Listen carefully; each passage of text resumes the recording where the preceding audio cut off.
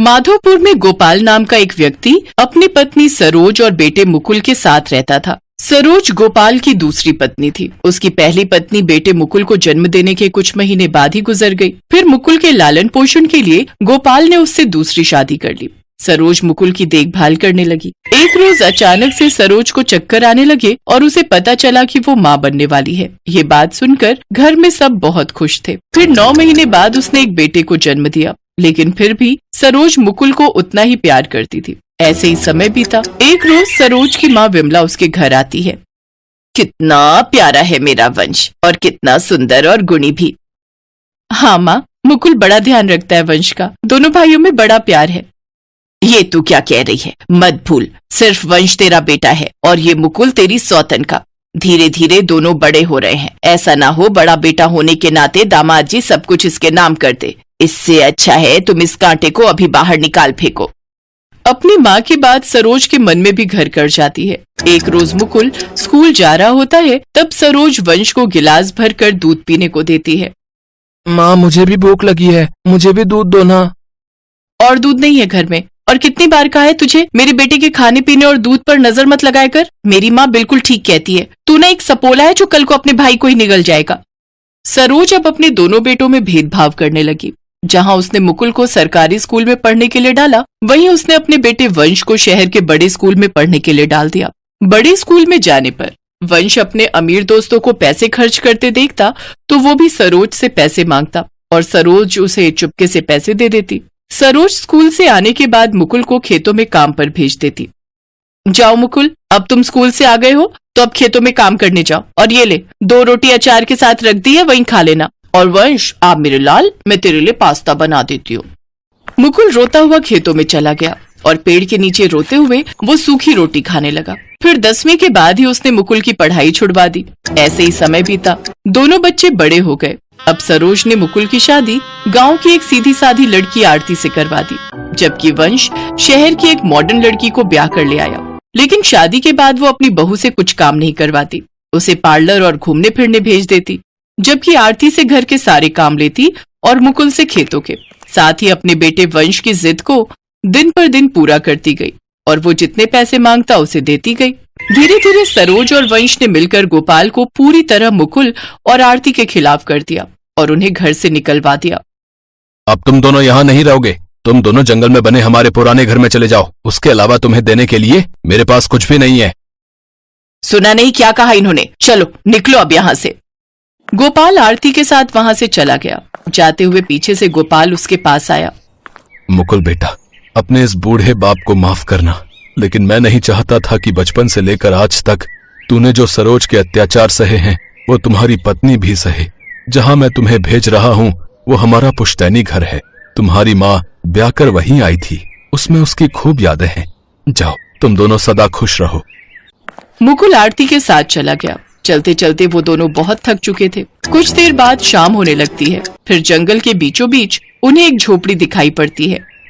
क्या यही है वो पुश्तैनी घर? मालूम नहीं। तो फिर आज रात हम यहीं पर रुक जाते हैं। देखो न, रात होने वाली है। यूं जंगल के बीचों बीच चलना अब ठीक नहीं। वो अंदर जाते हैं, लेकिन मुकुल को बहुत गुस्सा आता है। कितनी जायदाद होने के बाद भी उसे उसके पिता ने केवल यही झोपड़ी दी।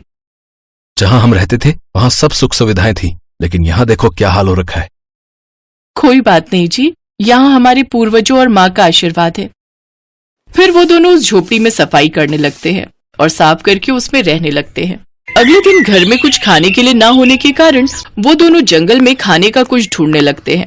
कुछ फल लेकर वो दोनों उस झोपड़ी में लौटते हैं तो अंदर का नजारा देखकर हैरान रह जाते हैं, क्योंकि अंदर जाते ही वो झोपड़ी बिल्कुल राजमहल जैसी बन जाती है, जहाँ हर सुख सुविधा थी और ढेर सारे पैसों से भरा संदूक था। ये तो बिल्कुल राजमहल है। लेकिन ये चमत्कार कैसे हुआ? तभी वहां एक आवाज आई और मुकुल की मरी हुई माँ उसके सामने थी। बच्चों, ये तुम्हारी माँ का आशीर्वाद है तुम्हारे लिए। तुमने अपने बाबा की बात मानकर इस घर में रहना स्वीकार किया, इसलिए तुम्हारे सब पूर्वजों का आशीर्वाद बरसा है तुम पर। सदा खुश रहो बच्चों। आज से तुम दोनों को किसी चीज की कोई कमी नहीं होगी। माँ, मेरी माँ। इतना कहते ही उसकी आत्मा वहां से गायब हो जाती है। अब मुकुल और आरती की सारी परेशानियां खत्म हो गईं। अब उनके पास धन दौलत आ गई। अब मुकुल ने अपनी माँ के नाम के वृद्धाश्रम खोल दिए, जहाँ कई बेसहारों को पनाह मिली। एक दिन मुकुल को वृद्धाश्रम से एक फोन आता है। सर, आज हमारे वृद्धाश्रम में एक नया जोड़ा आया है जो काफी दुखी लग रहा है, ना कुछ खा पी रहा है। अगर आप एक बार आ जाते तो। मुकुल और आरती वृद्धाश्रम की ओर निकल पड़े। वो उस नए जोड़े के पास गए जहाँ दोनों कमरे में बैठे हुए होते हैं। नमस्ते माताजी। नमस्ते पिताजी। मुकुल की आवाज सुनते ही गोपाल और सरोज पलट कर देखते हैं। वो कोई और नहीं बल्कि मुकुल के माता पिता ही थे। माँ, बाबूजी, आप दोनों यहाँ? हमें हमारे कर्मों की सजा मिली है। जिस दिन हमने तुम्हें घर से निकाला उसके कुछ दिन बाद ही वंश और कनिका ने धोखे से हमसे सारी प्रॉपर्टी ले ली और हमें घर से बाहर निकाल दिया। मुझे माफ कर दो बच्चों, मैंने तुम्हारे साथ बहुत बुरा बर्ताव किया। आप माफी मत मांगिए माँ, और अब आप दोनों यहाँ नहीं, अपने इस बेटे के साथ उसके घर में ही रहोगे। अब वो मुकुल अपनी पत्नी और माँ बाबा के साथ उस घर में रहने लगा। तो वहीं दूसरी ओर वंश अपनी सारी प्रॉपर्टी जुए में हार जाता है और पूरी तरह बर्बाद हो जाता है, जिसके बाद उसकी पत्नी कनिका भी उसे हमेशा हमेशा के लिए छोड़कर चली जाती है। अंजलि बहुत दुखी है क्योंकि वो देख नहीं पाती है, वो अंधी है। अंजलि बचपन से ऐसी नहीं है, बचपन में वो देख सकती थी, लेकिन एक दिन उसके साथ एक हादसा हो गया। एक दिन स्कूल जाते समय रास्ते में एक गाड़ी ने अंजलि को जोर से धक्का मार दिया और अंजलि के सर के पीछे वाले हिस्से में चोट लग गई। उसे अस्पताल ले जाया गया, लेकिन डॉक्टर साहब ने साफ साफ कह दिया, देखिए, लड़की तो बच जाएगी, लेकिन वो कभी भी देख नहीं पाएगी क्योंकि उसकी दोनों आंखें खराब हो गई हैं। उसके बाद से अंजलि अंधी हो गई। उसके माता पिता ने बहुत कोशिश की, बहुत सारे डॉक्टर भी दिखाए, लेकिन कोई फायदा नहीं हुआ। अंजलि अभी 25 साल की है, वो खुद का काम भी नहीं कर सकती है। उसकी माँ बिमला हमेशा उसके साथ रहती है। उसके पिता का नाम मनोहर है। मनोहर एक दुकान चलाता है और उसी से उन लोगों का घर चलता है। मनोहर और बिमला को बस एक ही चिंता है, सुनिए जी, हमारी बेटी 25 साल की हो गई है, अब तो उसकी शादी करवानी ही पड़ेगी। हाँ बिमला, वो तो है, लेकिन एक अंधी लड़की से कौन शादी करेगा? उसके लिए हमें दहेज में बहुत सारे पैसे देने होंगे। हमारे पास एक वो दुकान ही तो है, उसे गिरवी रखना होगा। इस तरह बिमला और मनोहर अंजलि की शादी को लेकर आपस में बात कर रहे होते हैं कि अंजलि ये सब सुन लेती है। वो एक छड़ी से रास्ता नापते हुए बिमला और मनोहर के पास जाती है और कहती है, माँ, दुकान गिरवी रखने की कोई जरूरत नहीं है, मेरे लिए आप लोग दुकान क्यों गिरवी रखेंगे? बेटी, हम तेरे माता पिता हैं, हम वही करेंगे जिसमें तेरा भला हो। तेरी शादी तो हम करवा के रहेंगे।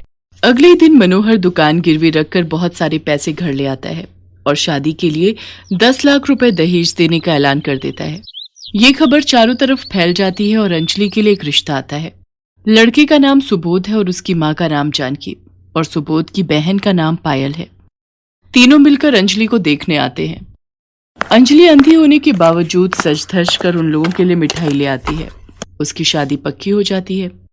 मनोहर जानकी को दहेज के 10 लाख रुपए दे देता है और कुछ ही दिनों बाद अंजलि और सुबोध की शादी हो जाती है।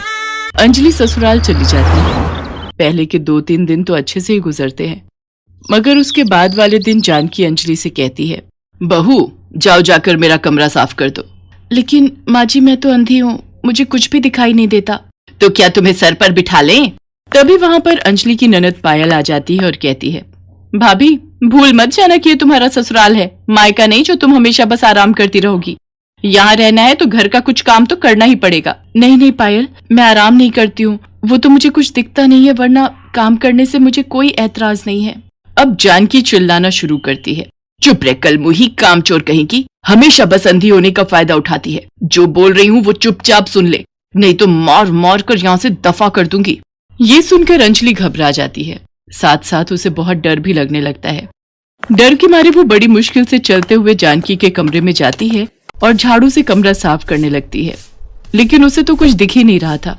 ऐसे ही साफ करते करते झाड़ू टेबल पर रखे हुए फूलदानी से जाकर टकरा जाती है और फूलदानी नीचे गिरकर टूट जाता है और उस आवाज से जानकी और पायल वहां दौड़कर चले आते हैं। हाय हाय, सत्यानाश कर दिया, तोड़ दिया, मेरा सब कुछ तोड़ दिया। अंजलि रोते हुए माफी मांगने लगती है, माफ कर दीजिए, मुझसे गलती हो गई है, मुझे पता ही नहीं चला कि वहाँ कुछ है, मैं तो अंधी हूँ। फिर से वही बात, माँ, भाभी ऐसे नहीं सुधरेगी।